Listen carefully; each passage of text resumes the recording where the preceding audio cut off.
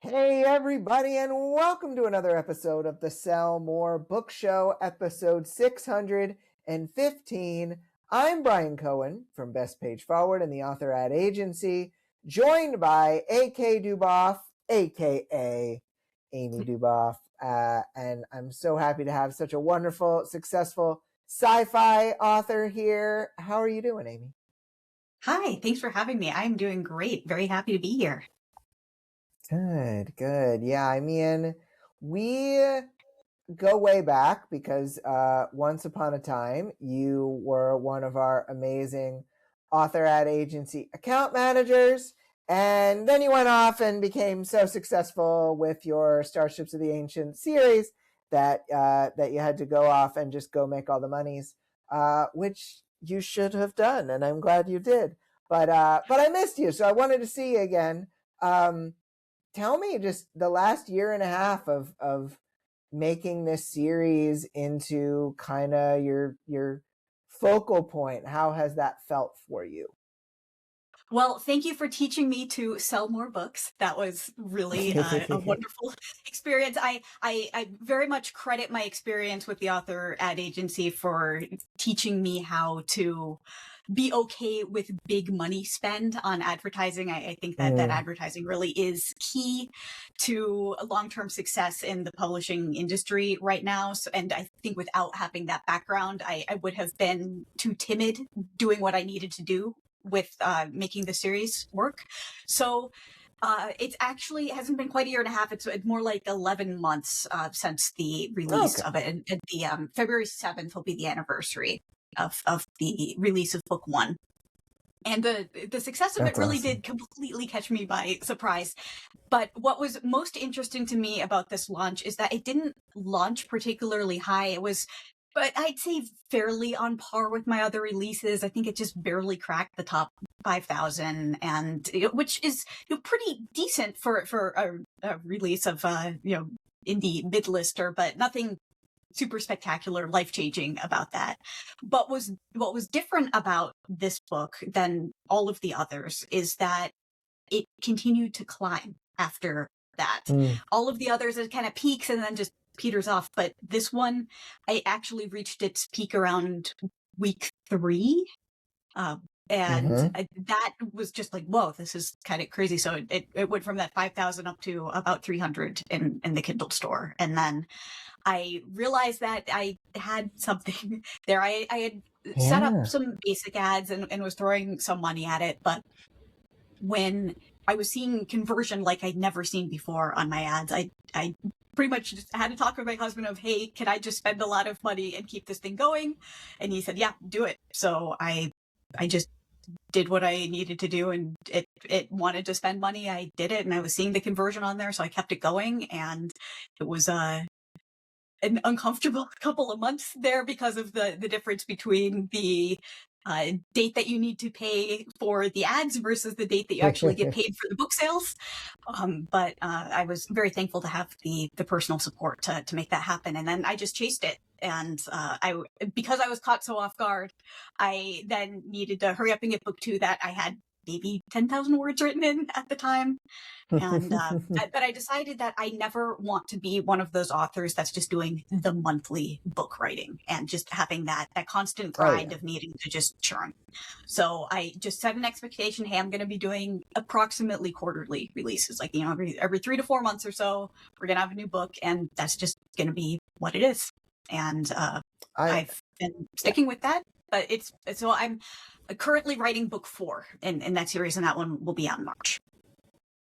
That's so exciting. And I think that so much that you covered just there that I think people can take is that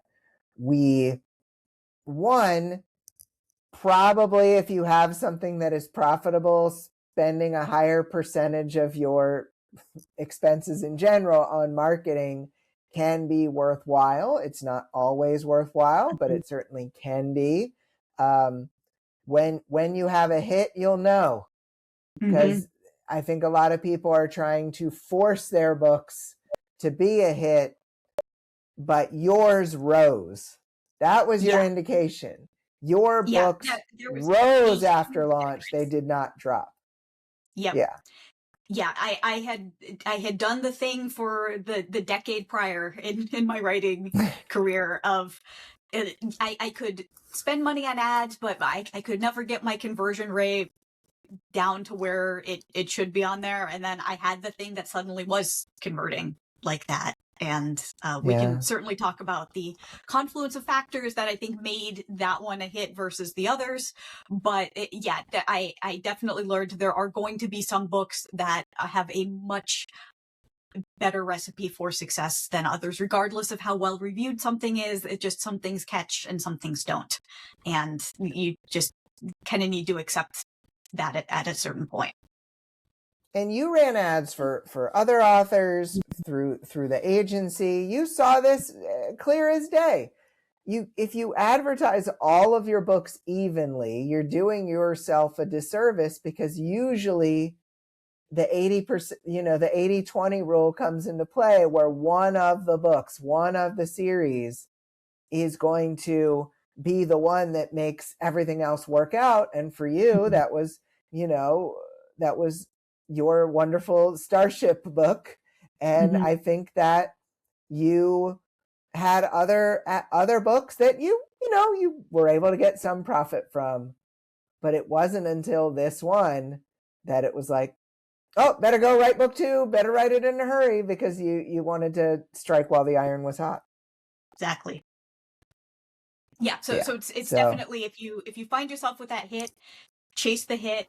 Don't necessarily abandon all of the others, but it's even from the 80-20 rule, I mean, it can even be more like a 95-5 in some cases. Just kind of go where it is, and then if you have your back matter in good order, just trust that people are gonna go and follow through on your other stuff if they really like you and not just the concept of the one thing. So it just does not make sense to keep throwing good money after that. Just write the next thing if you're not seeing what you want with one particular title.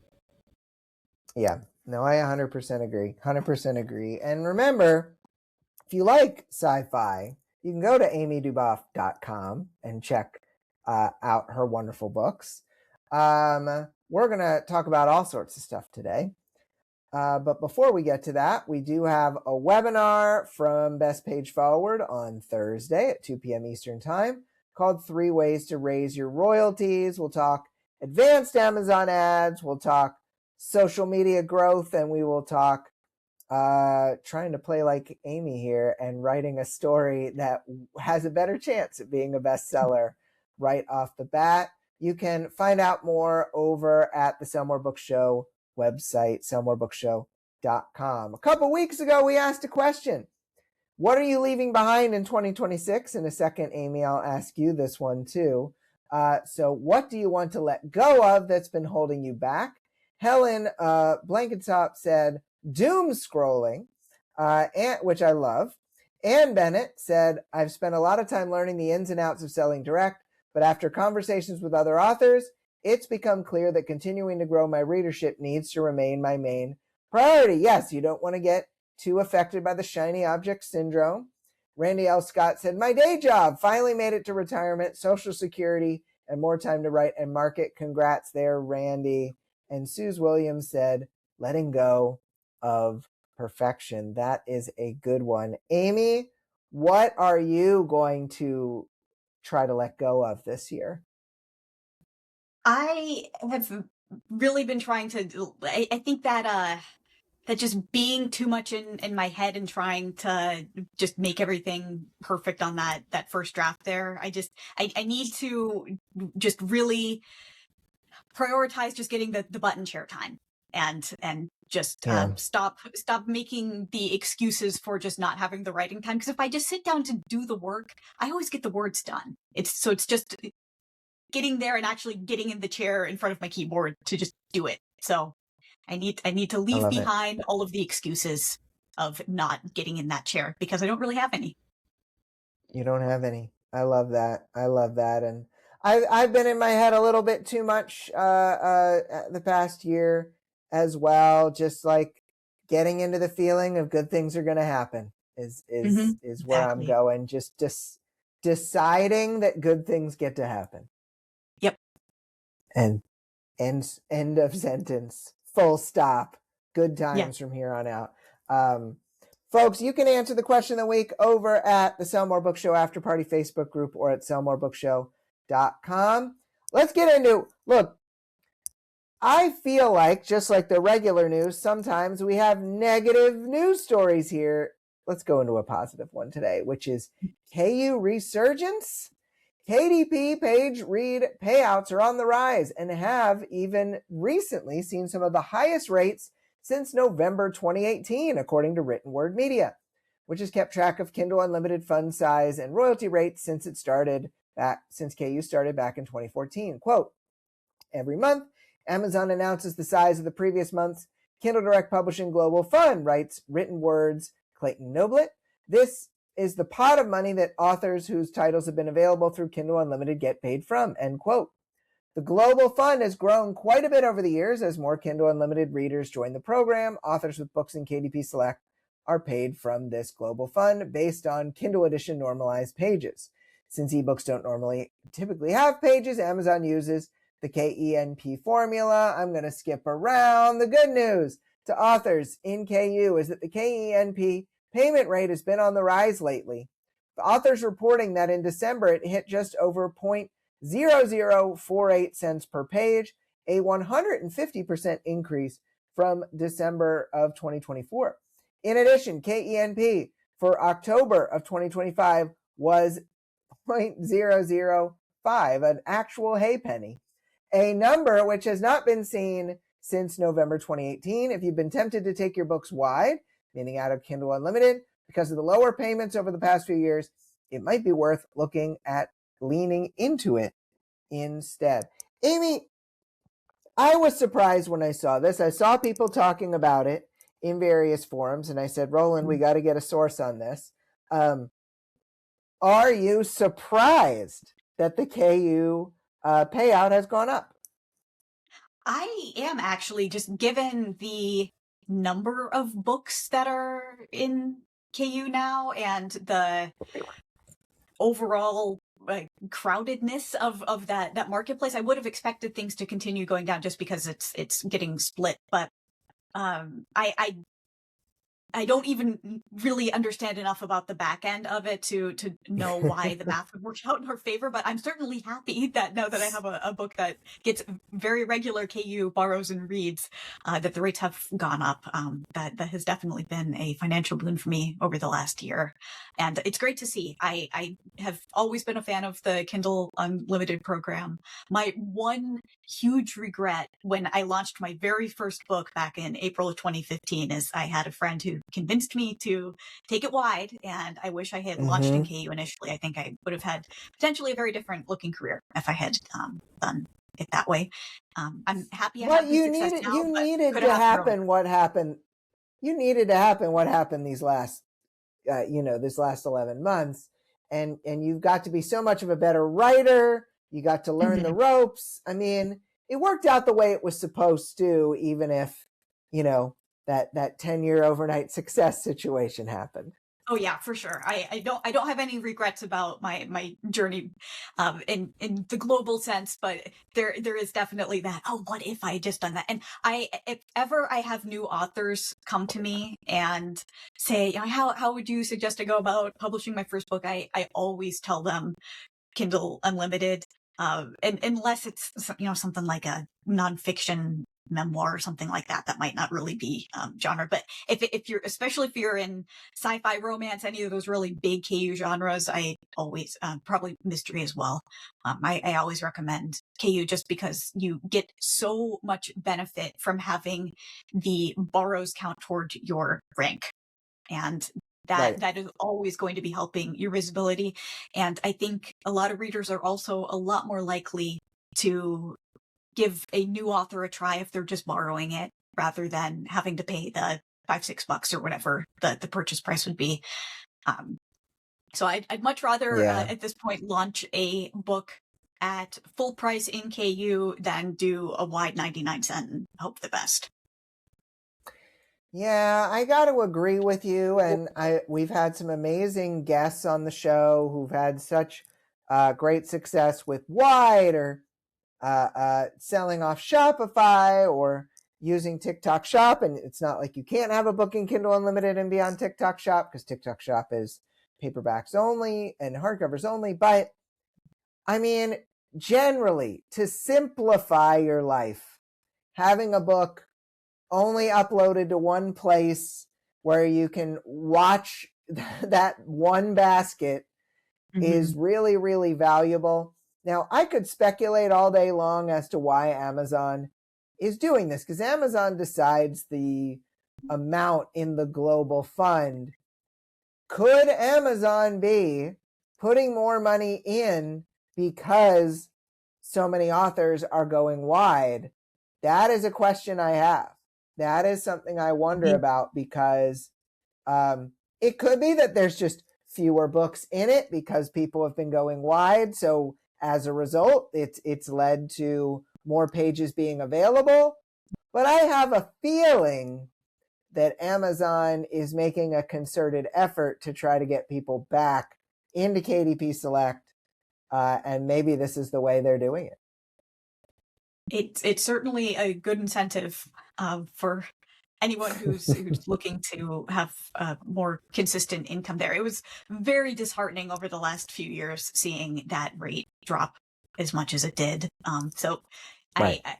when I was first really starting to pay attention to this stuff, you could kind of count on that. It's approximately half a cent per KENP, and just seeing that go, I think it even got into the upper 0.3s at some point. Yeah. I don't remember exactly how low it got, but it was not at all what we had come to kind of hope and expect for that. Right. I always keep my royalties dashboard set to the assume a decrease, but I have been pleasantly surprised for months in a row now. So that has been nice to see. That is, I think that's smart that you did that, and then it ends up working out in your favor in the end. Got our hot potatoes of wisdom question, and you kind of answered this already, Amy, but like, do you think most books, most genre fiction books, make sense for Kindle Unlimited? I think in the majority of cases, yes. It's really the best test of that is just to go look in your genre and subgenre and do the basic count of how many KU titles are in there. If you're only seeing a couple of KU titles, then, maybe that's something to consider wide. But then also go and check those bestseller books and see how they're doing on any of the other platforms. Because just because something is not in KU and is wide, that doesn't mean it is selling well on those other platforms either. So perhaps being one of the few that is in KU could give you an edge that the others don't have, and give you a chance to stand out and get some additional sales. Great point. Yeah, so it's just always just do your research and see where you can fit in. If you are not in a position to focus on marketing on those other platforms, you probably aren't going to just magically get sales unless you always need something driving people to go and look for your thing and your book specifically. So if you aren't going to be investing anything in those wide sales, but you are going to be doing some Amazon ads, I'd say why not put it in Kindle Unlimited and just give it a shot, because at least you're going to be making a concerted effort to get eyeballs on that particular sales page, unless you're also doing that for all the others. Like, I know Kobo has a bunch of promos that you can join, so if you are actively doing those sorts of things, then that might be a reason to do it. But if it's just throw it out wide but not market, you're not going to be really benefiting yourself too much. Right. Yeah. No, good points. You've got a hot potatoes of wisdom question for me in here. My gosh, it's okay. It's under the question I asked you. It now. So when do you think it makes sense to put a book wide? So I think that you brought up nonfiction earlier, and nonfiction makes a lot of sense, especially if you are selling a book that is part of a funnel where you're going to sell courses and services on the back end of it. You can kind of make it so that you collect someone's email address when you sell it off of an ad from, say, a shopping cart or a Shopify type situation, and then you connect them to other products. I think that if you have a really successful paperback version of your book selling on places like TikTok Shop or Shopify, it could make sense to just try to capitalize on that through having the ebook available on Shopify as well. If you are trying to hit a list like a USA Today bestseller list, you would have to be wide to have an opportunity to do that, because you need to sell several hundred copies of the book on multiple platforms, not just Amazon. But in most cases, I would say Kindle Unlimited makes it a whole lot simpler. And so I think most people will benefit from having KU as their starter platform. So we are going to go into the lightning round here, Amy, which means we need a picture perfect, no, just kidding, a lightning sound of some kind. You have the floor. I don't even know if I I liked keep it. I heard a little but more might have come through on the recording. We'll see. Either way, it's locked in forever. So first question here, your newest series, Starship. I know. We'll get it on the second one. We'll correct it in post. The newest series that you wrote, Starship of the Ancients, really took off last year. How do you think writing the many books that came before it helped you to achieve this 10-year overnight success? I have always been one of those writers who reads my reviews regularly and wants to get the audience feedback. I think that the biggest thing with this one was doing shorter chapters with it. I had a lot of kind of longer chapters in my other stuff, and I tried to keep this one a little bit tighter and end things in the cliffhanger to keep people going through it. So I think that was one of my big takeaways from other books.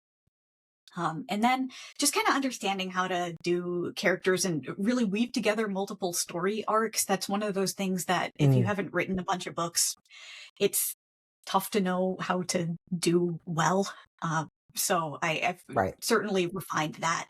Now, with this particular genre, a lot of readers like just a first-person singular point of view, so I do have some negative reviews on there, like, aha, they introduced new characters halfway through the book. I hate it, 1 star. It's like, okay, well, you were just not the right reader there. The prologue was literally from a different point of view, so I'm not sure why you thought that this was going to be just one thing here, but that's okay. Well, we accept all readers, and we thank them for their sales and reads. But it's, yeah, there's just a lot of those nuances and craft thing and just knowing the beats and just getting how to do it. It's you just kind of build this mental map of how a book needs to be structured in there. So I it's kind of funny looking back on it, because I always like to have a solid midpoint in my book. Like, there's going to be a midpoint twist somewhere, and then I'll set where my midpoint is. And I have now gotten to the point that when I get to that, I'll look at what my word count is, and then almost always I'm within like 500 or 1,000 words on the back half of it. And so just like I have just my pacing kind of figured out, and it's just a fully internalized thing. And so I'm not sure exactly what my book count is. I find it difficult because I've restructured several books. Like, I have some novellas that were at one point turned into a novel, but do they count as novellas? Like, how do you do? So I'm somewhere north of 3 at this point anyway. I look at it. And so I think once you have about that many down, you just have it in your head. And that's why going back to the things to leave behind in 2026 is that self-doubt. just do it. Like, I've done this so many times before. I know how to do a book. Just do a book. I love it. I love it.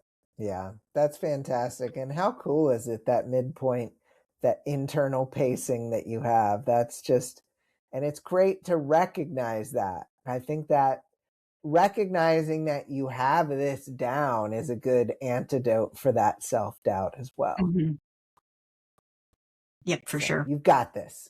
You've got this. Yes. All right. You have a question for me. Second question here in this lightning round. So why do you think authors need to be writing more book ones? Okay. So I remember back when I wrote fiction, which has been a long time, I remember writing a book 4 in my series and thinking, wow, this is the best thing I've ever written. And no one's ever going to see it because people aren't buying book 1, and being so frustrated at that. And that has inspired me to this day to really advise people, if you're not seeing much success with a series that you're writing, write a book 1, and then you don't even need to write a book 2 to it. You could also keep thinking about writing another book 1 after that of something else. You can really do things however you want. All this, I think it's nonsense. You got to write 3 books to really know if a series is going to take off. That wasn't Amy's experience. That hasn't been like other people we've had on the show. Claire Taylor's Cozy Mysteries, other people who've started a new series. It hasn't been their experience. They knew after book 1 that this is selling better than anything they've ever written. It was not after 3 books. You will actually know if you should write a book 2 or not. You will know, because book 1 is going to sell. And so I think more authors need to be writing book 1s. More authors need to be writing more book 1 outlines, more book 1 pitches, thinking about all the different directions they could go in, rather than just saying, well, I'm going to write this 5-book series, plot it all out in my head, take the next year and a half of my life and not sell anything. Do I feel strongly about this? Yes. Yes, I do. Yeah. So I completely agree. I would add to that, though, having been in that situation, well, I'm just kind of going to write the book 1 here. I did plan on at least a trilogy, because I always like to make sure. I knew I wasn't going to do any kind of complete story arc with one book on this particular one. So I always want to deliver a complete story to my reader. So I was only committing myself to a trilogy on it. And I had kind of only the vaguest sense of where the series was going when I started out. And so I would say, if you're doing book 1s, at least have a general concept of where an arc could go, so you don't write yourself into any corners. You end up with this super major success thing that could turn into a highly lucrative 15-book series. But if you've written yourself into a corner that you'd have to cut it off after a trilogy or something, that you just always have something in the back of your mind when you're doing it of where it could go potentially. So you would always have the option to continue it if you do end up with that unicorn success. Hey, if Pierce Brown could do that second trilogy, then, I thought everything was done after book 3, but there's always a way. There's always a way. But I totally agree with you. I absolutely think you should have in mind a trilogy or something beyond the book 1, but you don't actually have to write them ever if you don't want to. That whole thing, if you need to have your trilogy written and then wait to rapid release, I think those days are gone. Yeah. There's just not enough time, and people are too fast and all of that. So, Amy, does the sci-fi genre pose any unique challenges when it comes to the book marketing?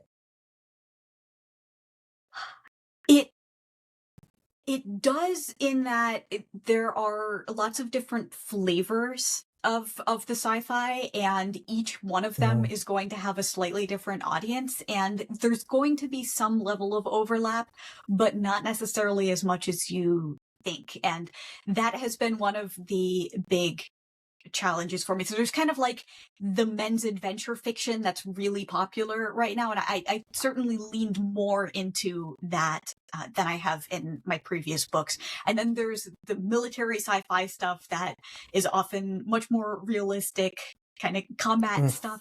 And I know that I can't write that because I don't have any of that personal knowledge or experience or passion to go learn enough about it that I could write it convincingly.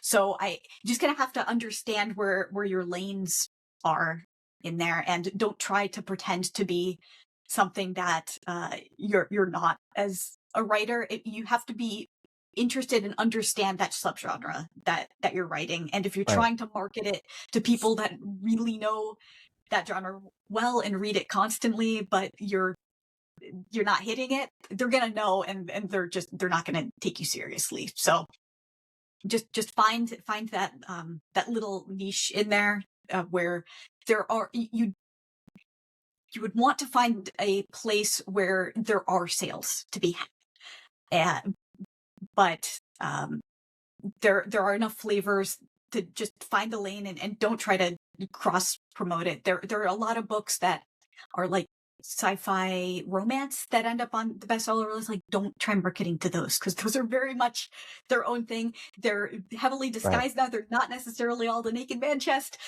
covers that they used to be. But like, read the descriptions of things before just picking what your marketing targets are going to be, because there's a lot of flavors there, and just find a lane and go after that. That's really good advice. Thank you. All right, you've got a question for me. How has deeply learning Amazon ads helped you break out with I think it's your... that's sorry. the swap one before that. Sorry. How do you That's okay. How do you learn more about a genre before you start writing in it? And we'll get it. We're not going to add anything, but people, it's normal. It's normal. So I think that nobody wants to read in a genre before they start writing in it if they aren't excited about the genre, which it should tell you something about whether or not you should write in it. But let's say you're going to go ahead and do it anyway. There's levels to this. Reading in a genre is the best way to understand it. Second behind that, reading samples in a genre is the second best way to get a feeling for it. Behind that, reading the reviews of the books is a step behind that. Looking at the social media posts of the books that go viral in that subgenre is a step behind that. I think you need to do something. We can't have this situation where you write a whole book, you say, well, I didn't even really read in it, and then you wonder why it's not selling. There's a process to this, and the less you follow the process, the less likely you are to succeed. And so you learn about a genre before you start writing in it by doing something. You have to take some kind of action. Mm-hmm. Yeah, definitely agree.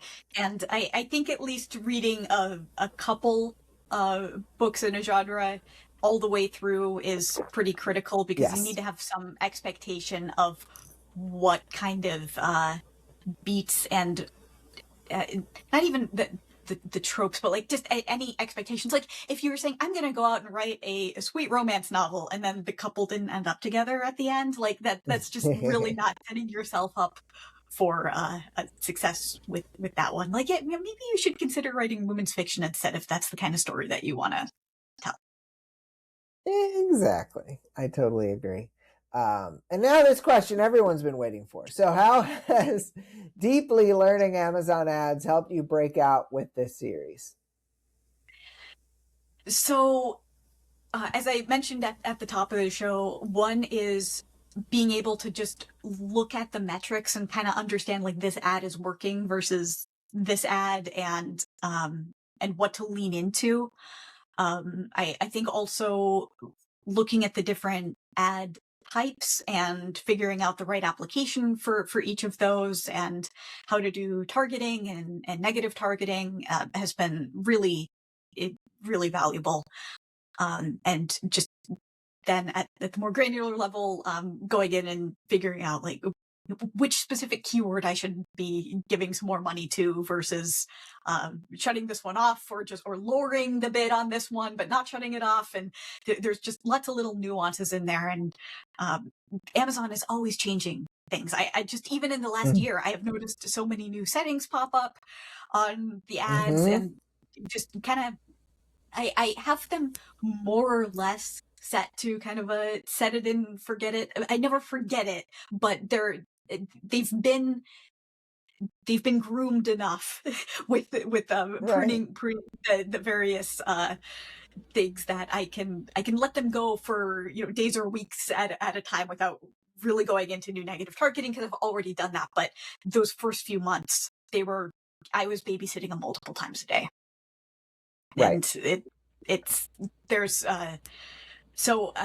just really internalizing that gut feeling of there's certainly some art that goes along with the science of the ads, of just kind of interpreting the search terms report to go back to the source keyword and know when something should be paused versus swap it out for a different word or any of those things. It's there's always things to learn, but I feel like I kind of have that internal compass now of like that, just this is what to do with it. So that made it a lot easier. And working on multiple accounts definitely helped, because I was able to get the crash course in looking at a lot more data than I would have had just looking at my own stuff. Right. Yeah, no, I love that we got this opportunity to work together, because I got to see how your brain worked, and I love looking at data through another person's eyes as well. And it helped us to learn all sorts of stuff too. And so yeah, it was a good time had by all. We need to ask a question of the week here. Amy, do you have anything that you're like, oh, this would be fun to know, based on kind of this KENP thing, or based on sci-fi, or based on anything at all? Do you have anything you want to ask? Even just the general subject, I could spin it into a question. I like questions that are based on spurring people to take action of some sort. So like I'm kind of thinking like what's one actionable thing that you can go to improve your marketing presence. I like that. What's one action you can take? I think my cat is trying to jump on my lap here. We're going to see how this goes. What's one action you can take? Yeah, that seems pretty smart. I'm sorry, Kitty. There's not a lot of room here.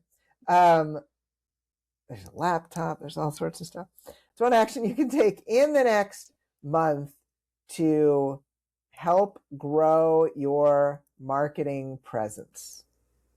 We'll go with that. I like it. And you can answer that question of the week over at, the cat's right here, at sellmorebookshow.com, or the Sell More Book Show After Party Facebook group. Now the cat is stuck on my leg. This is just great.